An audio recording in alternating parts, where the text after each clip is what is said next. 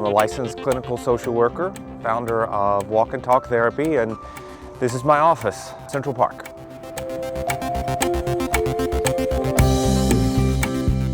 I walk with my therapy clients instead of meeting in an office in a traditional couch therapist setting. Somebody asked, what about confidentiality? You're outside. What if somebody hears? This is New York. Nobody's paying attention. The whole concept started about 5 years ago when I had a client who's a Wall Street guy and had very difficult time getting off of work, traveling up to my office, having a session, traveling back. It was just way too much time.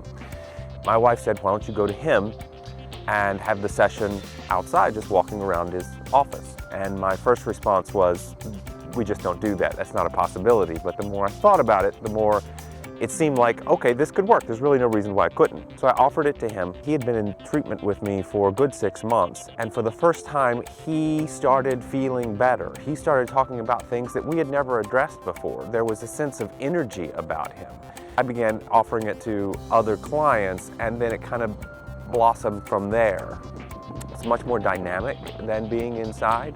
It does take a certain type of person that will embrace something different, like being outside for their counseling session. But once they've tried it, they're very reluctant to go back into the office for a session. Like a rainy day or a snowy day, they're the ones that are pushing, no, let's just put on a heavy coat, keep walking, it won't be that bad, because they feel the benefit of being outside. I do it because it's effective. I see people getting better, feeling better much more quickly than in an office setting. It's particularly good for men.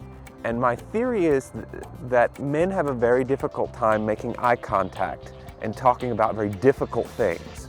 But to walk side by side with someone, in general, you're looking ahead and you're outdoors. You're standing up, you're breathing fresh air. I also think it's a metaphor for moving forward. In an office, you're actually sitting in your issues. Here, you're moving forward in your body, and you're beginning to kind of move forward with your life too. You feel like you're doing something, not just sitting and talking about doing something. When you're up and moving, that's when the subconscious can bring up some ideas that perhaps were there, but you weren't open to them. Depression is alleviated a great deal with physical activity. Being physically active will release a lot of that tension of anxiety.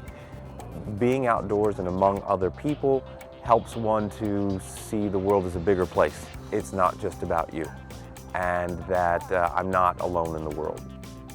I will say to a patient who is suffering from severe symptoms of anxiety or depression and fear, if you're going to get better, you're going to have to move your body 3 or 4 times a week. Use the stairs instead of the elevator. Get outside and walk a little bit. Don't take the car when you could walk. Little things like that, you're going to start to feel better, and you're going to start to see some progress from our work together. My name's Clay Cockrell, and I walk the talk.